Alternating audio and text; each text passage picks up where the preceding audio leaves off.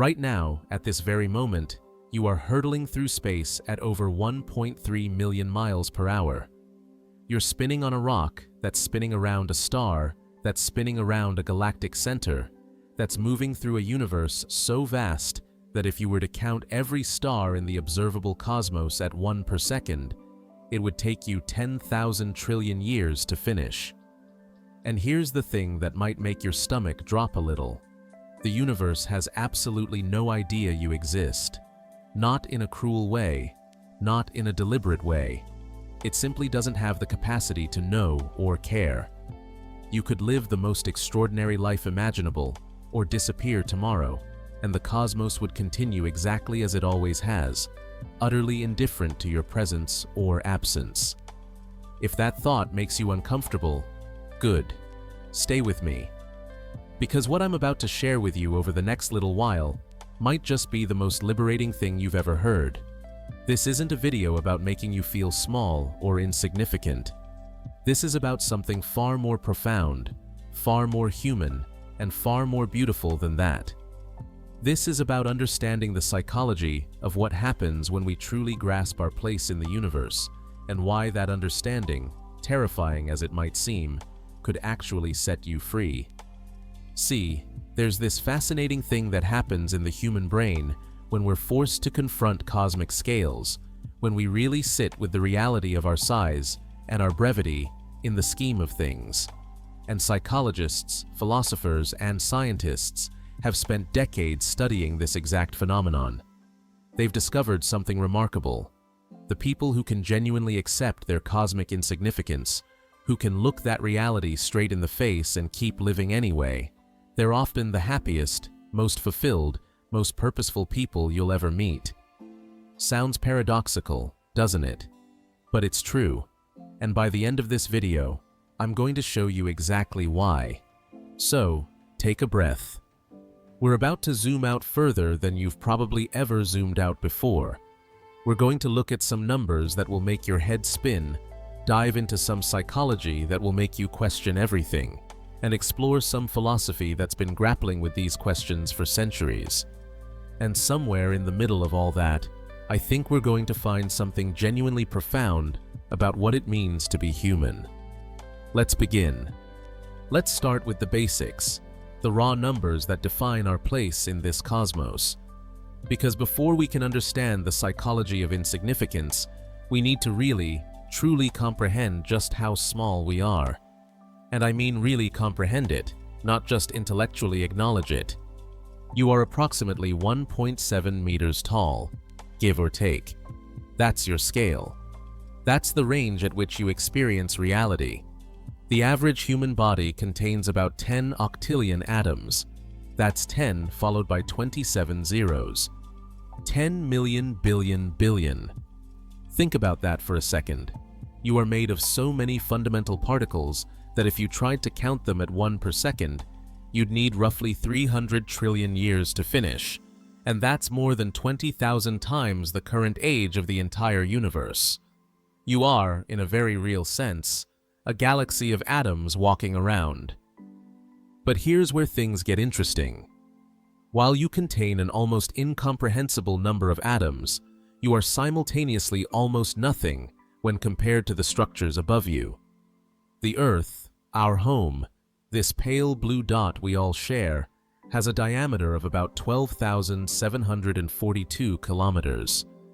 If you could shrink yourself down to the size of a bacterium, that's roughly how the Earth would compare to you now.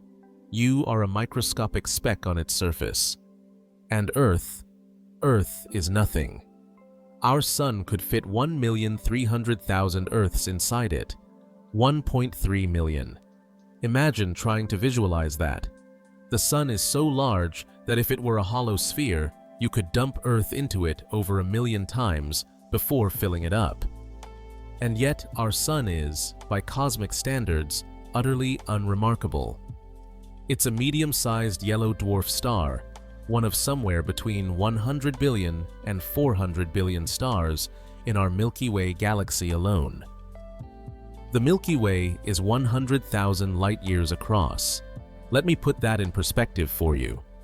Light, the fastest thing in the universe, traveling at 186,000 miles per second, takes 100,000 years to cross our galaxy.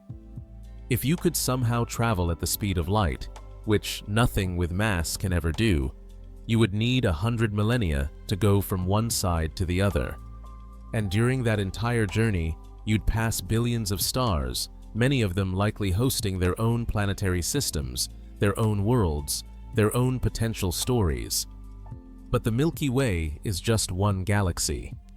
It's part of a local group of about 54 galaxies, which is itself part of the larger Virgo supercluster, which contains at least 100 galaxy clusters and spans about 110 million light-years. And the Virgo supercluster. It's just one of millions of superclusters in the observable universe. The observable universe, the portion of the cosmos we can theoretically see, is roughly 93 billion light-years in diameter. That's not the whole universe, mind you. That's just the part we can observe. The universe could be, and probably is, vastly larger than that. It might even be infinite. We simply don't know. But let's stick with what we can observe. The observable universe contains an estimated 2 trillion galaxies. Each galaxy contains, on average, 100 billion to 400 billion stars. Some quick math puts that at roughly 1 septillion stars in the observable universe. That's 1 followed by 24 zeros. There are more stars in the observable universe than grains of sand on all the beaches on Earth. Far more. And here's the truly staggering part. Each one of those stars is separated by vast, empty distances. Space is mostly space. Between stars, between galaxies, between galactic clusters, there are voids so large that light from one side would take hundreds of millions of years to reach the other side. The universe is, in a very real sense, almost entirely empty, with tiny little islands of matter scattered throughout it, and you are living on one of those islands, orbiting one of those specks of matter in one of those 2 trillion galaxies. If we were to scale the observable universe down to the size of Earth, our galaxy would be smaller than a single human cell. And our solar system? It would be smaller than an atom. And you, standing on that atom, on that cell, on that Earth-sized universe, would be so small that there isn't really a meaningful comparison. You simply wouldn't exist at that scale. The astronomer Carl Sagan put it beautifully when he described Earth as viewed from the Voyager 1 spacecraft over 6 billion kilometers away. In that famous photograph, known as the pale blue dot, Earth appears as a tiny point of light, barely visible, suspended in a sunbeam. Reflecting on that image, Sagan wrote, "Look again at that dot. That's here. That's home. That's us. On it, everyone you love, everyone you know, everyone you ever heard of, every human being who ever was, lived out their lives. The aggregate of our joy and suffering, thousands of confident religions, ideologies, and economic doctrines, every hunter and forager, every hero and coward, every creator and destroyer of civilization, every king and peasant, every young couple in love, every mother and father, hopeful child, inventor and explorer, every teacher of morals, every corrupt politician, every superstar, every supreme leader, every saint and sinner in the history of our species lived there, on a mote of dust suspended in a sunbeam. A mote of dust suspended in a sunbeam. That's us. That's our entire history, our entire civilization, our entire collective human story. Everything you've ever worried about, every triumph and tragedy, every heartbreak and celebration. All of it happened on that tiny, insignificant speck of dust floating in an infinite cosmic ocean. And time? Let's talk about time for a moment, because the temporal scale is just as staggering as the spatial one. The universe is approximately 13.8 billion years old. Modern humans, Homo sapiens, have existed for about 300,000 years. That means humans have been around for roughly 0.002% of the universe's existence. All of recorded human history, all the civilizations that have risen and fallen, all the empires and wars and discoveries and inventions, all of that has happened in the last 5,000 years or so, which represents 0.00036% of cosmic history. If we were to compress the entire history of the universe into a single calendar year, with the Big Bang happening at midnight on January 1st, humans wouldn't appear until 11:54 p.m. on December 31st. All of recorded human history would take place in the final 10 seconds before midnight. The entire span of your life, assuming you live to 80, would last about 0.16 cosmic seconds. 0.16 seconds. That's your entire existence in cosmic terms. You are a flash, a flicker, a momentary arrangement of atoms that briefly thinks and feels and loves and worries before dispersing back into the cosmic mix.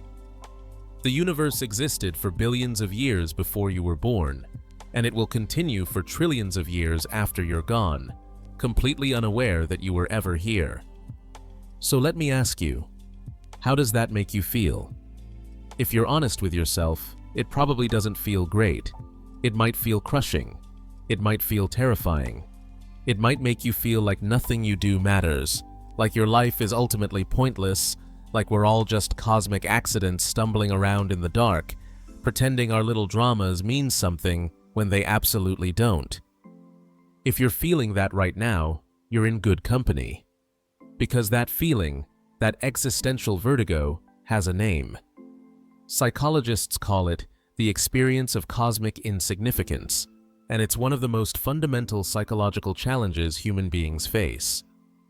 There's a reason that contemplating the vastness of space can feel so unsettling, so deeply uncomfortable. It's not just that the numbers are big, though they certainly are. It's that our brains are fundamentally not equipped to process scales like this. We evolved on the African savanna, where the biggest things we needed to think about were maybe a few kilometers across. We're pattern recognition machines designed to navigate a human-scale world, to understand human-scale problems, to find meaning in human-scale timeframes. When we try to comprehend the true scope of cosmic reality, we're asking our brains to do something they were never designed to do. It's like trying to run modern software on hardware from the 1980s. The system simply wasn't built for it. And when we push it too hard, when we really try to sit with the implications of our cosmic smallness, something interesting happens. We experience a kind of psychological crisis. Psychologists and philosophers have been studying this phenomenon for decades, and they've identified several distinct psychological responses to cosmic insignificance. Understanding these responses is crucial, because how we respond to our smallness, how we cope with the knowledge of our cosmic irrelevance, fundamentally shapes our mental health, our sense of purpose, our relationships, and our behavior. The first and perhaps most common response is what philosophers call existential anxiety. This is the deep, gnawing unease that comes from confronting the fundamental questions of existence. Why am I here? What's the point of any of this? What happens when I die? These aren't abstract philosophical questions for most people. They're visceral, urgent, sometimes overwhelming concerns. Research in psychology has consistently shown that when people are reminded of their mortality or confronted with the vastness of the universe, they experience increased anxiety. This makes intuitive sense. We're wired for self-preservation. We're wired to believe we matter, to believe our actions have consequences, to believe there's some underlying order or purpose to things. When the universe shows us that none of that is necessarily true, that we're just tiny biological machines on a rock hurtling through space, it triggers our deepest fears about meaninglessness and death. But here's where it gets really interesting. Psychologists have discovered that this existential anxiety doesn't just float around as abstract dread. It motivates specific behaviors, specific psychological defense mechanisms, and these mechanisms, in turn, shape huge swaths of human behavior and culture. Enter terror management theory, one of the most influential psychological frameworks for understanding how humans deal with mortality and insignificance. Terror management theory, developed by psychologists Jeff Greenberg, Sheldon Solomon, and Tom Pyszczynski in the 1980s, proposes something radical: that most human behavior is fundamentally driven by our terror of death and meaninglessness. The theory goes like this: humans are unique among animals in having both a survival instinct and the cognitive ability to understand that we will inevitably die. This creates what the theorists call paralyzing terror. We're programmed to stay alive, but we know intellectually that staying alive is ultimately futile. We're all going to die, and after we die, we're going to be forgotten, and eventually, on cosmic timescales, it will be as if we never existed at all. This knowledge should, in theory, be psychologically devastating. It should make us unable to function. So how do we cope? According to terror management theory, we cope by constructing elaborate psychological defense systems. We create cultural worldviews that give our lives meaning, purpose, and significance. We develop belief systems that tell us we're special, that our lives matter, that we're part of something larger and more important than ourselves. We build civilizations, create art, establish religions, pursue legacies, anything to convince ourselves that our brief existence means something in the grand scheme of things. And here's the crucial part: we don't just passively hold these beliefs, we defend them aggressively. Studies using terror management theory have consistently shown that when people are reminded of their mortality, they respond by doubling down on their cultural worldviews. They become more patriotic, more religious, more defensive of their in-groups, more hostile to out-groups. They cling more tightly to whatever belief system gives them a sense of meaning and significance. This has profound implications. Terror management theory suggests that many of the conflicts we see in the world, from culture wars to actual wars, from political polarization to religious fundamentalism, are ultimately rooted in our terror of insignificance. When we feel our worldview threatened, when we encounter people who believe different things or live different ways, it reminds us implicitly that our own beliefs might not be universally true, which threatens the psychological buffer that protects us from existential dread. So, we attack. We defend. We fight to maintain the illusion that our way of seeing the world is the right way, the true way, the meaningful way. Research by Ari Kruglansky, one of the leading investigators of global terrorism, found that personal significance is a primary motivator for individuals who turn to extremism and violence. Many terrorists, he discovered, don't come from poverty or lack of education. They come from feelings of humiliation, discrimination, and perceived insignificance. When people feel cosmically small, cosmically irrelevant, they sometimes respond by trying to do something, anything, that will make them feel important again, even if that means violence. This isn't just about terrorism, though. It applies to much more mundane behaviors, too. Think about social media. Why do we post? Why do we seek likes and followers and validation? Part of it, according to this framework, is about combating our sense of insignificance. We want proof that we exist, that we matter, that other people see us and acknowledge us. We're essentially screaming into the void, hoping for an echo that confirms we're real. Or think about our obsession with legacy. Why do people have children, build companies, create art, write books? Obviously, there are many motivations, but one of them, perhaps the deepest one, is the desire to leave something behind, to ensure that our existence wasn't completely meaningless, that some small part of us will persist after we're gone. We're trying to achieve a kind of immortality, even if it's just the immortality of being remembered for a little while longer. Now, terror management theory presents a somewhat dark view of human nature. It suggests we're all basically engaged in an elaborate, largely unconscious, collective delusion designed to protect ourselves from existential terror. And in many ways, that's true. But here's where things get interesting. Not everyone responds to cosmic insignificance the same way. And some responses, it turns out, are much healthier and more adaptive than others. There's a concept in psychology called the pale blue dot effect, named after Carl Sagan's famous reflection on Earth's cosmic insignificance. Researchers have studied what happens to people when they're exposed to images of Earth from space, when they're asked to contemplate their place in the universe, when they're pushed to really sit with the reality of cosmic scales. And what they've found is fascinating and somewhat counterintuitive. A recent qualitative study examined high school physics students who were asked to think deeply about humanity's place in the universe. The researchers identified 9 key psychological themes that emerged from these contemplations: feelings of insignificance, shifts in meaning and purpose, awe and wonder, existential reflection, connection to humanity, emotional discomfort and anxiety, search for meaning, and spirituality and transcendence. What's remarkable about this list is its ambivalence.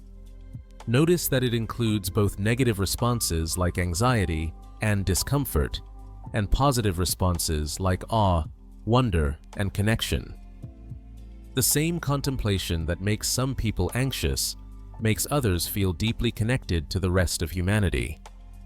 The same vastness that triggers existential dread in some people triggers feelings of transcendence in others. This suggests that cosmic insignificance isn't inherently negative or positive. It's how we process it, how we integrate it into our worldview, that determines whether it becomes a source of despair or liberation. Psychologists have identified a particularly adaptive response to cosmic insignificance, sometimes called diffusion or perspective taking. This is the ability to zoom out, to see your problems and concerns from a cosmic vantage point, to recognize that your immediate anxieties, while very real to you, are ultimately quite small in the grand scheme of things. This connects to a therapeutic approach called acceptance and commitment therapy, which emphasizes psychological flexibility. One core concept in this approach is learning to diffuse from your thoughts and feelings, to observe them without being controlled by them. And cosmic insignificance, properly understood, can be a powerful tool for diffusion. Let's say you're anxious about an upcoming presentation at work. From your perspective, right here and now, this presentation feels enormously important. Your reputation is on the line. Your career might be affected. What will people think of you? The anxiety feels overwhelming, all-consuming. But now, let's zoom out. Let's take the cosmic perspective. In 100 years, no one will remember this presentation. In 1,000 years, no one will remember your company. In 1,000,000 years, no one will remember your species. This presentation, this thing that feels so enormously important right now, is cosmically irrelevant. Now, some people might hear that and feel even worse. Great, so nothing I do matters. Why even bother? But here's the thing. That's missing the point entirely. The cosmic perspective doesn't tell you that your presentation doesn't matter to you, here and now. It tells you that your anxiety about the presentation is out of proportion to its actual cosmic significance. It gives you permission to care less about things that don't really matter in the long run, which ironically makes you better able to perform well in the moment. This is what writer Oliver Burkeman calls Cosmic insignificance therapy. The idea is simple but powerful. When you're overwhelmed by stress, anxiety, or the pressure of daily life, consciously adopting a cosmic perspective can provide immense relief. Your problems, while real, are not cosmically important. The universe will continue whether you succeed or fail at this particular thing. That doesn't make your efforts meaningless. It makes them appropriately scaled. Research has shown that people who can adopt this kind of cosmic perspective tend to experience less stress, greater emotional resilience, more humility, more compassion for others, and interestingly, more lightheartedness and humor about their situations. There's something deeply liberating about recognizing that your worst-case scenario, while it might feel catastrophic to you, barely registers as a blip in cosmic terms. And this connects to something deeper, something philosophers have been grappling with for millennia. If the universe is indifferent to our existence, if nothing we do ultimately matters in cosmic terms, how should we live? What should we do with our brief time here? But before we dive into philosophy, let's understand why this question feels so urgent to us in the first place. Why do humans need meaning at all? Why can't we just exist without worrying about whether our existence means anything? The answer lies in our evolutionary history and the structure of our brains. Humans are meaning-making machines. We evolved to find patterns, to understand cause and effect, to predict what will happen next. This ability was crucial for survival. Our ancestors who could recognize patterns, who could understand that certain berries were poisonous or that certain animal behaviors preceded attacks, those ancestors survived and reproduced. Those who couldn't make sense of their environment, who couldn't find meaning in the chaos of sensory data, they didn't survive as long. This drive to find meaning is deeply embedded in our cognitive architecture. We automatically, unconsciously, constantly try to make sense of things. We can't help it.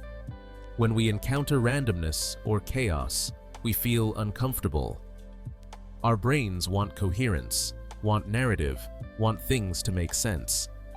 This is why humans throughout history have created elaborate mythologies, why we see faces in clouds, why we find significance in coincidences. We're wired to find meaning even where none exists. But there's a problem.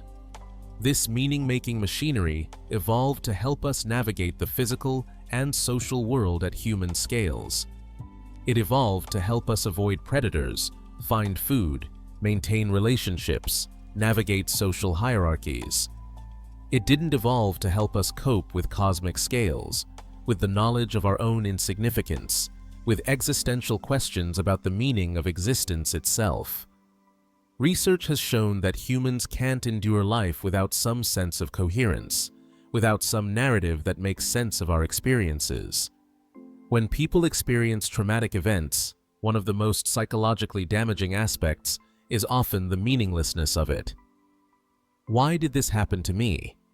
What's the point of all this suffering? The inability to construct a meaningful narrative around trauma is strongly associated with post-traumatic stress disorder. A fascinating study conducted after the September 11th terrorist attacks found that people who had found some meaning in those events, who had constructed some kind of coherent narrative about why they happened or what they meant, experienced significantly less psychological distress than those who couldn't find any meaning. The meaning people found varied widely, from religious interpretations to political ones to personal ones. But the act of meaning-making itself, regardless of the specific meaning constructed, was protective. This tells us something crucial. Humans need meaning to function psychologically. We need to feel like our lives have some coherence, some direction, some purpose. We need to feel like things happen for reasons, even if those reasons are just ones we've constructed ourselves. Without meaning, we experience profound psychological distress. We feel lost, anxious, depressed, disconnected. But here's where it gets interesting. The meaning doesn't have to be cosmically true to be psychologically effective. It just has to work for us, to help us organize our experience, to give us a sense of direction and purpose. This is a crucial insight. You don't need to believe your life has cosmic significance to experience your life as meaningful. You just need to construct meanings that work for you, that help you navigate your existence, that give you reasons to get up in the morning. And this is where philosophy comes in, because for thousands of years, philosophers have been grappling with exactly this question. If the universe doesn't provide meaning, how do we create it ourselves? The philosopher Albert Camus spent a great deal of his intellectual life wrestling with exactly this question. Camus is famous for articulating what he called the absurd, which is the fundamental disconnect between humanity's desperate search for meaning and the universe's refusal to provide any. In his essay, The Myth of Sisyphus, Camus explores the Greek myth of Sisyphus, a king condemned by the gods to roll a boulder up a mountain for all eternity. Every time Sisyphus gets the boulder to the top, it rolls back down, and he must start again. It's the ultimate exercise in futility, the perfect metaphor for meaninglessness. And yet, Camus argues, Sisyphus can be happy. How? By accepting the absurdity of his situation and choosing to continue anyway. Camus writes, "The struggle itself toward the heights is enough to fill a man's heart. One must imagine Sisyphus happy." This is the core of Camus' philosophy of absurdism. Life has no inherent meaning. The universe doesn't care about us. We're going to die and eventually be completely forgotten, and none of it will have mattered in any cosmic sense. That's the absurd reality we face. But Camus argues that once we truly accept this, once we stop trying to find or impose some cosmic meaning on our existence, we become free. Free from what? Free from the need for external validation. Free from the tyranny of cosmic significance. Free to create our own meaning, on our own terms, for our own reasons. The universe doesn't have to give your life meaning. You can give your life meaning. This is a subtle but crucial distinction. Many people hear, "Life has no inherent meaning," and conclude, therefore, life is meaningless. But that's not what Camus is saying at all. He's saying life has no inherent, pre-existing, cosmically ordained meaning. But that doesn't mean it can't have meaning for you. It just means you have to create that meaning yourself. Think of it this way. Does the universe care whether you help a friend in need? No. Does it care whether you create beautiful art? No. Does it care whether you're kind to strangers or cruel to them? Absolutely not. The universe is not a moral agent. It has no preferences, no values, no judgments. But you do. You care about these things. Your preferences and values and judgments are what create meaning. And here's the beautiful part.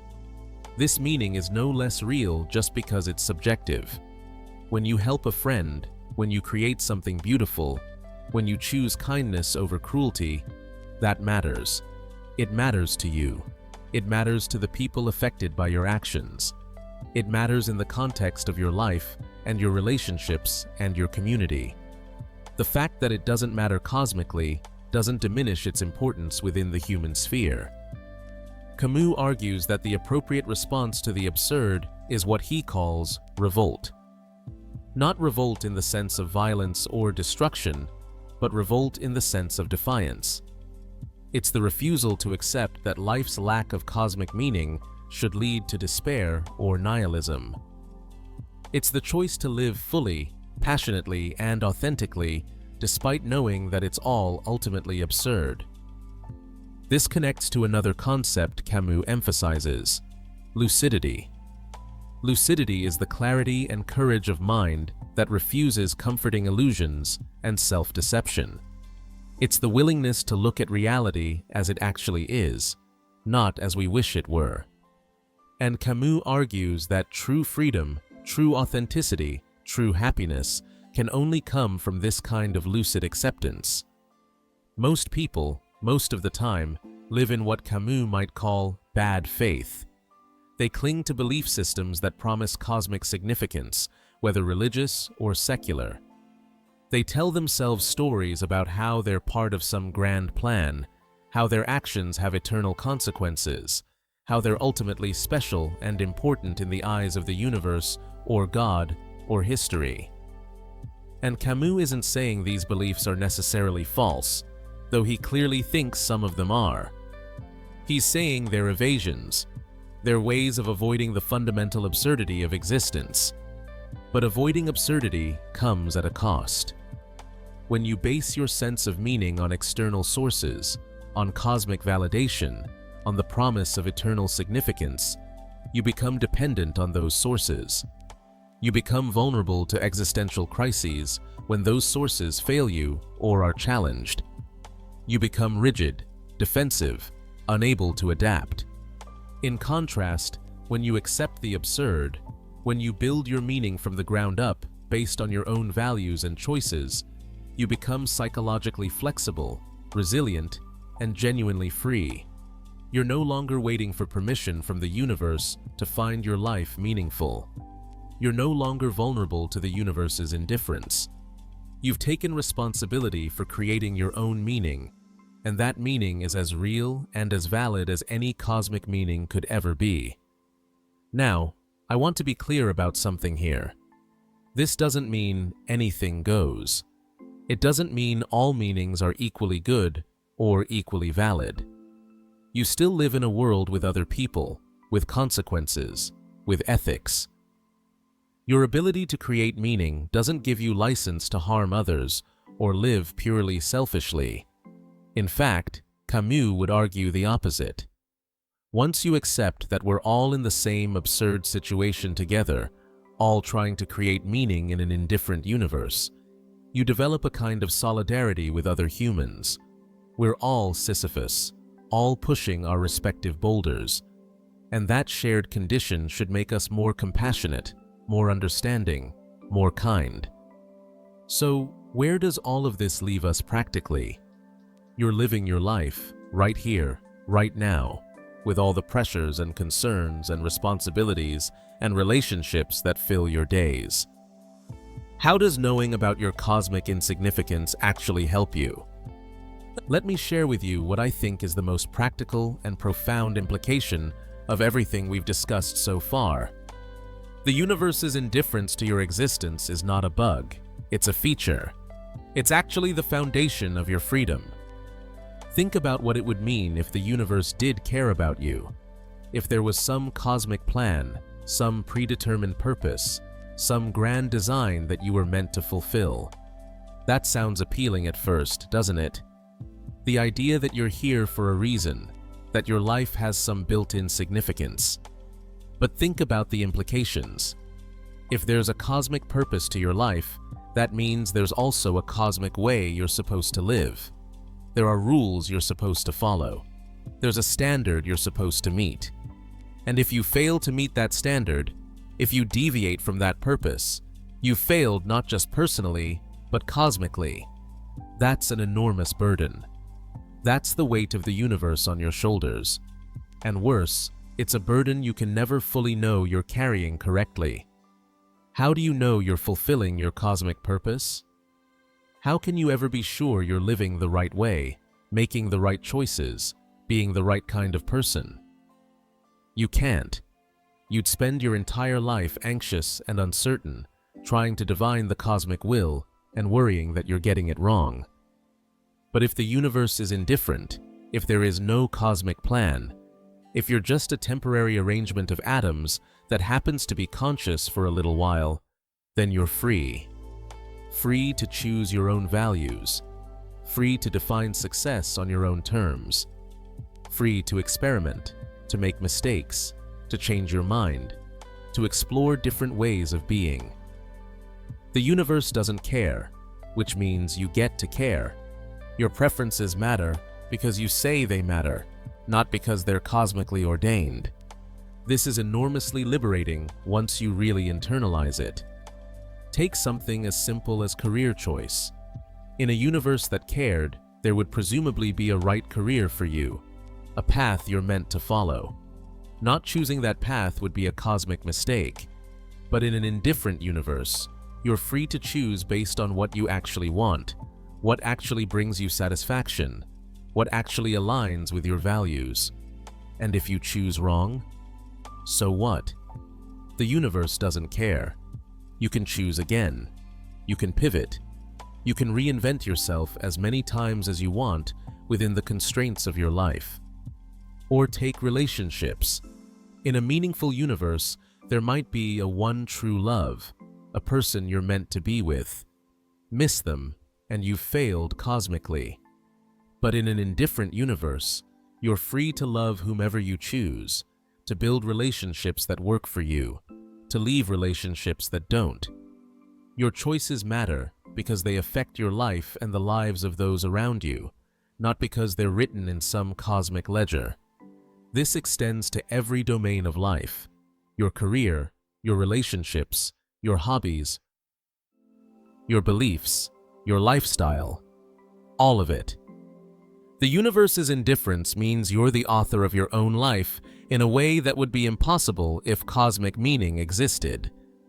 And here's another practical implication. Cosmic insignificance makes it easier to forgive yourself for your failures and easier to keep your successes in perspective. Did you mess up at work? From a cosmic perspective, it doesn't matter. Does that mean you shouldn't try to do better? Of course not. But it means you can forgive yourself, learn from the experience, and move on without carrying the weight of cosmic failure. Conversely, did you achieve something impressive? Wonderful. Enjoy it. But don't let it define you or make you think you're cosmically important. You're not. And that's okay. This connects to a concept in psychology called psychological flexibility, which is basically the ability to adapt your behavior to your values and goals rather than being rigidly bound by rules, expectations, or cognitive patterns. Research consistently shows that psychological flexibility is one of the strongest predictors of mental health and well-being. And cosmic insignificance, properly understood, promotes psychological flexibility. It gives you permission to adapt, to change, to be flexible in your approach to life, because the universe isn't holding you to some fixed standard. But let me address what might be the elephant in the room right now. Some of you might be thinking, okay, but what about the people I love? What about the moments of joy and beauty and connection I experience? Are you telling me those don't matter because they're cosmically insignificant? Absolutely not. And this is crucial to understand. When I say the universe doesn't care about you, I'm not saying you shouldn't care about yourself or others. I'm not saying human experiences aren't real or meaningful. I'm saying they're meaningful within the human context, which is the only context that actually matters to you as a human being. Here's an analogy that might help. Imagine you're watching a movie. The movie is fiction. The characters aren't real. The events didn't actually happen. Does that mean you can't be moved by the story? Does it mean you can't cry at sad moments or cheer at triumphant ones? Of course not. The emotional reality of the movie is genuine, even though the ontological reality is fictional. Your life is similar in some ways. From a cosmic perspective, your life is a tiny, brief flicker in a vast and indifferent universe. But from your perspective, from the only perspective you actually have access to, your life is everything. It's all you know. It's all you experience. And the emotions, the relationships, the experiences, the meaning you create within that life are as real as anything can be. When you hold your child for the first time, the universe doesn't care. But you care. Your child cares. Your partner cares. Everyone who loves you cares. That web of caring, that network of meaning that exists between conscious beings who matter to each other, that's real. It doesn't need cosmic validation to be real. When you create a piece of art, the universe doesn't stop to admire it. But other humans might. They might be moved by it, inspired by it, comforted by it. That impact is real. It exists in the world, affecting consciousness, creating experience, mattering to the people it touches. When you help someone in need, when you show kindness to a stranger, when you fight for a cause you believe in, the universe remains indifferent. But the person you helped isn't indifferent. The stranger you were kind to isn't indifferent. The people affected by your cause aren't indifferent. You've made a difference in the only realm where differences can actually be made, the human realm. This is what philosophers call the view from here versus the view from nowhere. The view from nowhere is the cosmic perspective, the God's eye view, the view from outside space and time. From that perspective, nothing humans do matters, because humans themselves don't matter cosmically. But you don't live in the view from nowhere. You live in the view from here, from your specific position in space and time, with your specific consciousness and experiences and relationships. And from the view from here, things matter tremendously. They matter because you're here to experience them mattering. The fact that they wouldn't matter from a perspective you don't and can't occupy is irrelevant. The only perspective you have is the human one. And from that perspective, meaning is real, importance is real, significance is real. So when I say the universe doesn't know you exist, and that's okay, what I mean is this. You don't need the universe to know you exist for your existence to be valuable and meaningful. You need you to know you exist. You need the people around you to know you exist. You need to create meaning and value in the human sphere, which is infinitely more accessible and actionable than trying to create cosmic significance. Let's talk about the practical application of all this in daily life. How do you actually implement cosmic insignificance therapy? How do you use this perspective to improve your well-being? First, practice zooming out when you're overwhelmed. When anxiety or stress is consuming you, when everything feels too much, consciously adopt the cosmic perspective. Look up at the night sky if you can. Think about the vastness of space. Remind yourself that your current crisis, whatever it is happening on a tiny rock in a vast cosmos, and that in cosmic terms, it's utterly insignificant. This isn't to minimize your pain or dismiss your concerns. It's to right-size them, to see them in proper proportion. A technique I find useful is what I call the temporal zoom out. When something is bothering you, ask yourself, will this matter in 5 years? Will I even remember this specific moment? Almost always, the answer is no. Most of what consumes us day to day is forgotten within weeks or months. Understanding this doesn't make present concerns irrelevant, but it does make them less overwhelming. Second, use cosmic perspective to reduce fear of judgment. So much human suffering comes from worrying about what others think of us. We agonize over social mistakes, embarrassing moments, perceived failures. But here's the cosmic truth. In 100 years, everyone who witnessed your embarrassing moment will be dead. In 200 years, everyone who knew anyone who witnessed it will be dead. In 1,000 years, the entire culture in which that moment had meaning will be gone. Your embarrassment has a shelf life, and cosmically speaking, it's infinitesimally short. This doesn't mean you shouldn't care about how you treat people or about your reputation. Those things matter in the human context, but it means you can release the existential weight of judgment. People's opinions of you, even your own opinion of yourself, are temporary and local phenomena. They don't define you cosmically because nothing defines you cosmically. You simply are, for a brief time, and then you're not. Third, let cosmic insignificance cultivate humility and compassion. When you really understand that you're not cosmically special, that you're just one of 8 billion humans currently alive, one of roughly 100 billion humans who have ever lived, all on a tiny rock in a vast cosmos, it becomes harder to take yourself too seriously. And that's good. Humility isn't about self-deprecation or low self-esteem. It's about accurate self-assessment. And accurate self-assessment, from a cosmic perspective, reveals that you're simultaneously miraculous and utterly ordinary. You're a conscious arrangement of atoms capable of contemplating your own existence, which is extraordinary. And you're also just one of billions of such arrangements, which makes you ordinary. Both things are true. This dual recognition, this holding of both your specialness and your ordinariness, naturally cultivates compassion. If you're not cosmically special, then neither is anyone else. We're all in the same boat, all tiny and temporary and ultimately cosmically irrelevant. That shared condition should make us kinder to each other, more understanding of each other's struggles, more willing to help each other in our brief time here.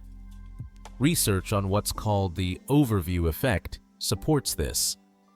Astronauts who have seen Earth from space, who have experienced firsthand the cosmic perspective, report profound changes in how they see humanity. They describe a sense of unity, of interconnectedness, of the petty divisions between humans seeming absurd when viewed against the backdrop of space. Seeing Earth as a pale blue dot doesn't make them nihilistic.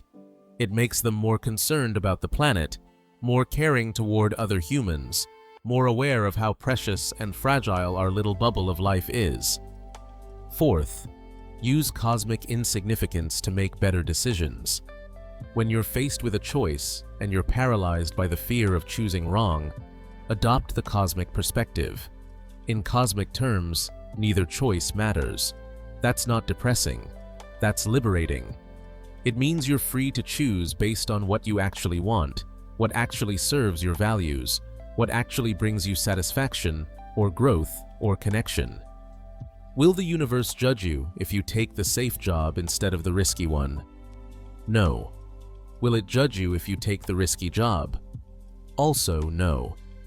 So the choice is genuinely yours, based on what you value and what you're willing to risk, and what kind of life you want to live. The cosmic perspective doesn't tell you what to choose. It frees you to choose according to your own lights. Fifth, let insignificance help you appreciate the present moment. One of the paradoxes of cosmic insignificance is that it makes each moment more precious, not less. If your life is a brief flicker in cosmic terms, then each moment of that flicker is valuable simply because it's part of your limited existence. You don't have infinite time. You don't have cosmic importance. What you have is right here, right now, this present moment of consciousness. This connects to mindfulness practice, which emphasizes present moment awareness. When you're aware of your cosmic insignificance, when you really understand that your time is limited and that nothing is promised, you become more present. You waste less time on things that don't matter. You appreciate more deeply the things that do matter to you. You're less likely to postpone joy, less likely to wait for the perfect moment, because you know that all moments are equally insignificant cosmically, and therefore the present moment is as good as any to experience life fully. Sixth, let cosmic insignificance reshape how you think about failure and success. We live in a culture obsessed with achievement, with winning, with being the best. Social media amplifies this constantly, showing us carefully curated highlights of other people's successes while hiding their struggles. It's exhausting. It's anxiety-inducing. It makes us feel like we're constantly failing, constantly falling short, constantly not measuring up.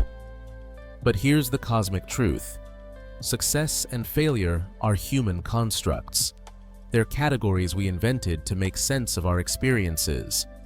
The universe doesn't grade you. There's no cosmic report card. There's no ultimate judge declaring you a winner or a loser. You're just here, doing things, having experiences, making choices. When you really internalize this, when you really understand that your successes don't make you cosmically important, and your failures don't make you cosmically worthless, something shifts. You become free to define success and failure on your own terms. You become free to try things without the paralyzing fear of cosmic judgment. You become free to fail without it destroying your sense of self-worth. This doesn't mean you stop trying or stop caring about outcomes. It means you right-size the stakes. Did you fail to get the promotion? That's disappointing. It affects your life in real, tangible ways. But it doesn't affect your cosmic worth, because you don't have cosmic worth to begin with. You're just a person who didn't get a promotion. That's it. It's not a referendum on your value as a human being. It's just a thing that happened. Similarly, if you succeed wildly at something, if you become famous or wealthy or acclaimed, that doesn't make you cosmically important either. You're still just a temporary arrangement of atoms on a tiny rock. Enjoy your success. Celebrate it. Use it to improve your life and maybe help others. But don't let it define you or make you think you're fundamentally different from anyone else. You're not. We're all equally insignificant cosmically. This perspective can be particularly powerful for perfectionists, for people who beat themselves up over every small mistake, for people who feel like they have to prove their worth through achievement. The cosmic perspective says, you don't have to prove anything. You don't have cosmic worth to prove or disprove. You simply exist, and your existence is neither validated nor invalidated by your achievements. Seventh, use the cosmic perspective to cultivate gratitude. This might seem counterintuitive. How does being reminded that you're cosmically insignificant lead to gratitude? But think about it this way. The universe doesn't owe you anything. Your existence is not guaranteed. The fact that you exist at all, that you're conscious, that you can experience this strange and wonderful thing called life, is not something you earned or deserved. It's not something the universe planned for you. It's just an incredibly improbable accident. And that makes it precious, not cosmically precious, but precious to you, which is what actually matters. You didn't have to exist. Statistically speaking, you almost certainly shouldn't exist. The odds against any particular sperm fertilizing any particular egg at any particular moment, leading to any particular person with your particular DNA and experiences, are astronomical. If your parents had conceived you 1 minute earlier or later, you wouldn't exist. A different person with different DNA would exist instead. You are the winner of the most improbable lottery imaginable. And you didn't even buy a ticket. You just appeared, conscious and alive, in a universe that didn't plan for you, doesn't care about you, and will continue long after you're gone. That's not depressing. That's miraculous. Every moment of consciousness you have is a gift from nobody to nobody, a brief flash of awareness in an otherwise unconscious universe. When you really sit with that, when you really understand how contingent and improbable your existence is, you can't help but feel grateful. Not grateful to anyone or anything in particular necessarily, just grateful in a more general, existential sense. Grateful that you get to be here, that you get to experience this, that you get to be part of the brief, strange, wonderful experiment that is conscious life on Earth. This kind of existential gratitude doesn't depend on your circumstances being good. You can be grateful for existence even while struggling, even while in pain, even while facing difficulties. Because the alternative to struggling is not existing at all, and not existing means never getting to experience anything, good or bad, beautiful or ugly, joyful or painful. Existence itself, in all its complexity and ambiguity, is the gift. Everything else is just details. Eighth, let cosmic insignificance inform how you relate to others. One of the most pernicious aspects of believing you're cosmically significant is that it can make you self-centered. If you think you're part of some grand cosmic plan, if you think your life has special meaning ordained by the universe or God, it's easy to start thinking you're more important than other people, that your beliefs are more true, that your way of life is more valid. But cosmic insignificance is the great equalizer. You're not special. I'm not special. No one is special, at least not in any cosmic sense. We're all just brief, improbable arrangements of atoms trying to make sense of our existence. That shared condition, that shared cosmic insignificance, should make us more equal, more democratic, more humble in how we relate to each other. When you talk to someone, really talk to them, you're encountering another center of consciousness, another universe of experience, another perspective that's just as valid and just as limited as your own. They're not more important than you cosmically, but they're also not less important. You're both equally insignificant, which means you're both equally worthy of respect, dignity, and consideration. This has profound implications for how we build societies, how we resolve conflicts, how we treat people we disagree with. If no one has cosmic backing for their beliefs or their way of life, then we're all just offering our best guesses about how to live based on our limited human perspectives. That should make us more tolerant, more willing to listen, more open to learning from others.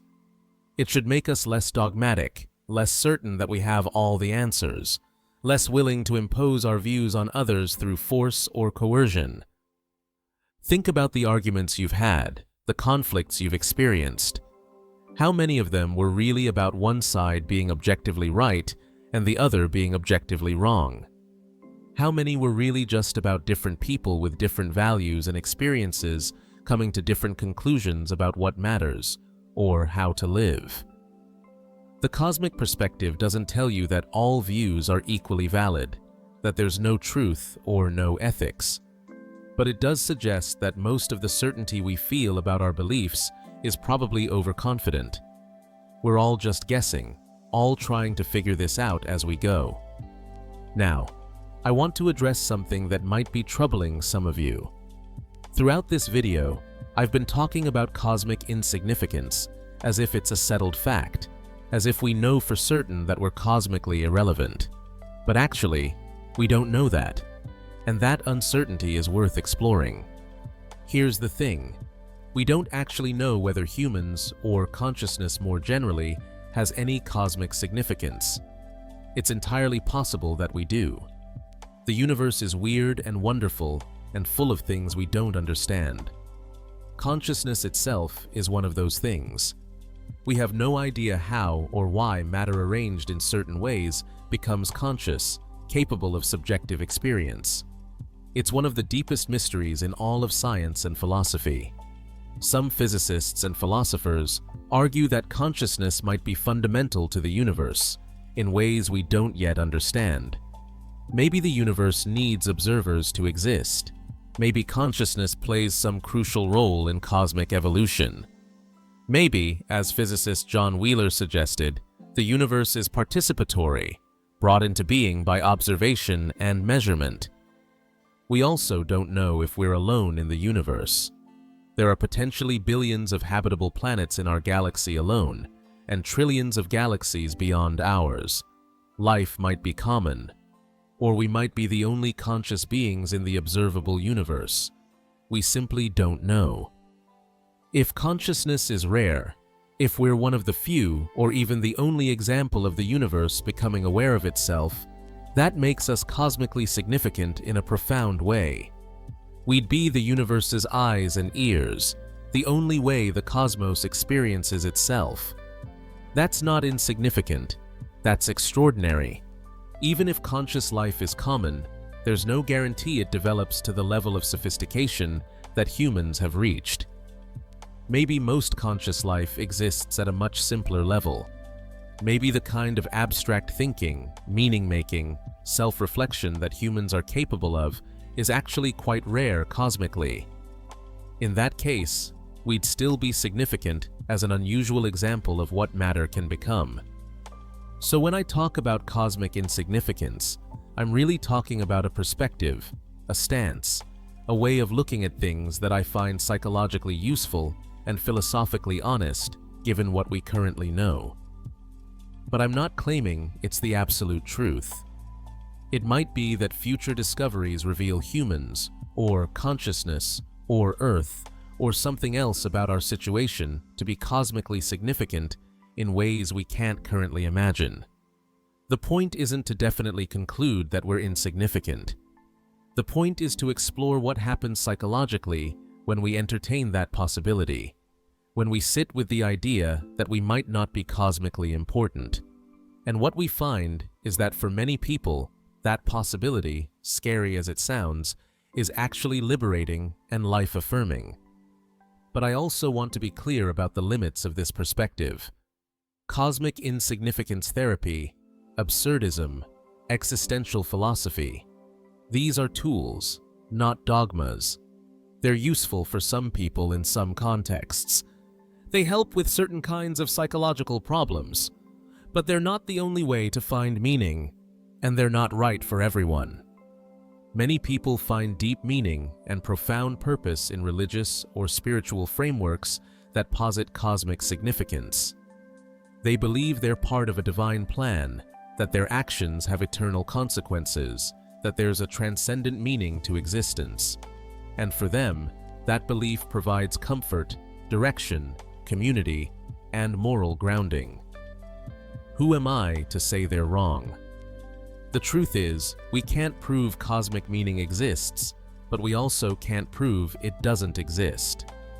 We're stuck in a kind of epistemic uncertainty, unable to know for certain whether our lives have transcendent significance or whether we're just cosmic accidents. And different people respond to that uncertainty differently. Some people need the comfort of cosmic meaning.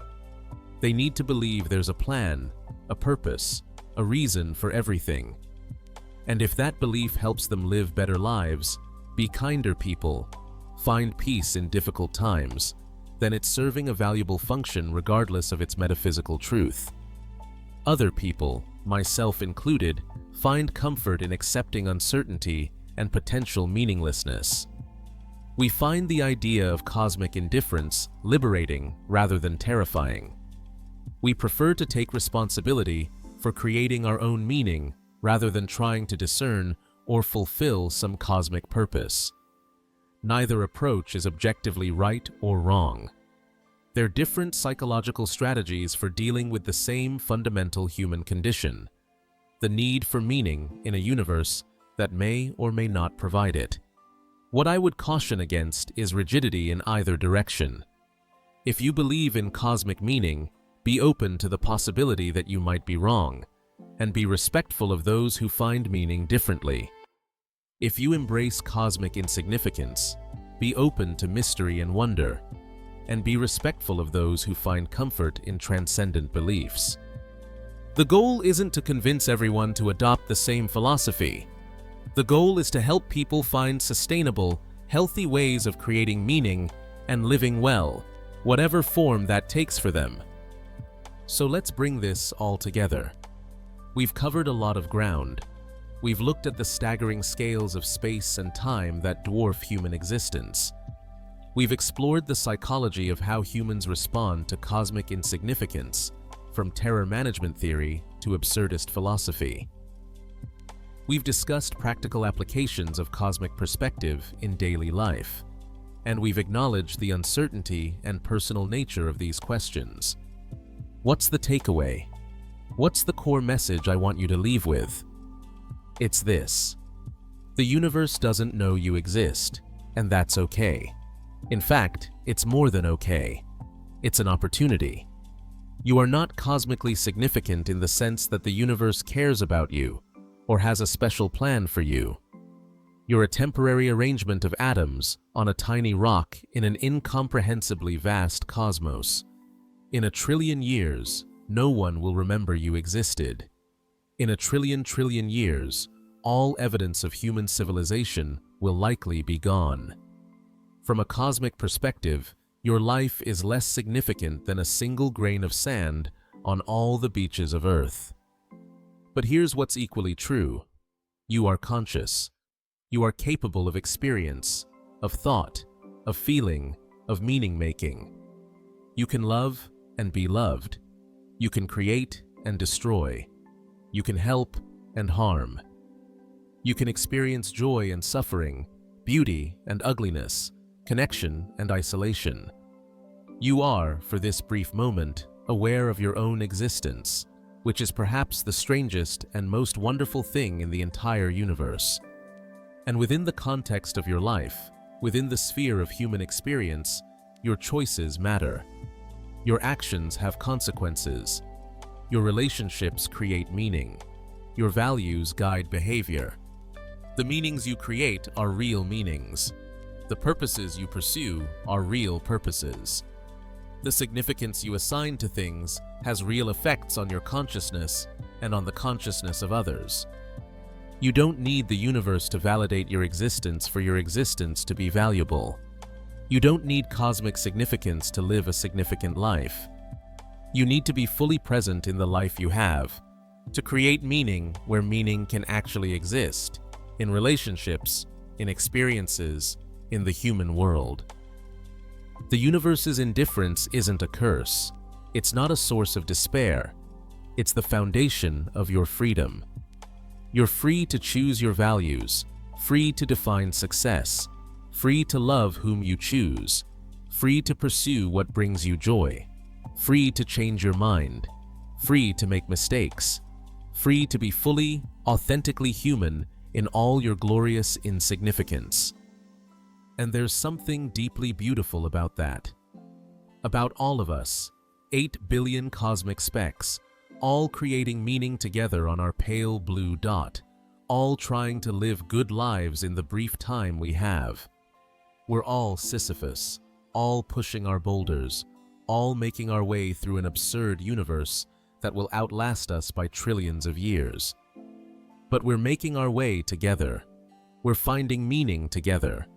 We're caring for each other in the only context where caring is possible. And that human scale significance, that might not register on cosmic scales, but it's real. It's ours, and it's enough. Carl Sagan ended his pale blue dot reflection with these words. It has been said that astronomy is a humbling and character-building experience. There is perhaps no better demonstration of the folly of human conceits than this distant image of our tiny world. To me, it underscores our responsibility to deal more kindly with one another and to preserve and cherish the pale blue dot, the only home we've ever known. That's it. That's the message. We're small. We're temporary. We're cosmically irrelevant. And that should make us kinder, more humble, more appreciative of each other and of this rare and precious thing we have, consciousness, community, connection, on a tiny rock in an infinite void. The universe doesn't know you exist, but I know you exist, at least as much as I can know such a thing through this strange medium of recorded words.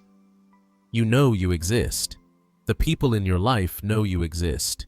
And for the brief time we're all here together, that knowledge, that mutual recognition, that shared experience of being conscious and alive and trying to figure out what any of this means, that's what matters. Not cosmically, but humanly. And human meaning is the only meaning you'll ever actually experience. So go. Live your cosmically insignificant, humanly meaningful life. Be kind when you can. Create when you're inspired. Love deeply. Forgive yourself and others for your cosmic irrelevance. Find joy in small things. Pursue what matters to you. Make meaning in the face of absurdity. Push your boulder up the hill, and when it rolls back down, smile and start again. Because the universe doesn't care, which means you're free to care as much as you want. And that, my friends, is not just okay. That's beautiful. Before you go, if you found value in this exploration, if these ideas resonated with you or challenged you or made you think differently about your place in the cosmos, do me a favor. Hit that like button. It tells the algorithm that this kind of content is worth sharing, which means more people might find their way to these ideas. Subscribe if you want more deep dives into philosophy, psychology, and the human condition. And comment below, I genuinely want to know, how does cosmic insignificance make you feel? Does it terrify you? Liberate you? Both? Neither? Let's continue this conversation in the comments. Thanks for spending this time with me, you cosmically insignificant, humanly magnificent being. Until next time, keep looking up at the stars and keep living down here on Earth.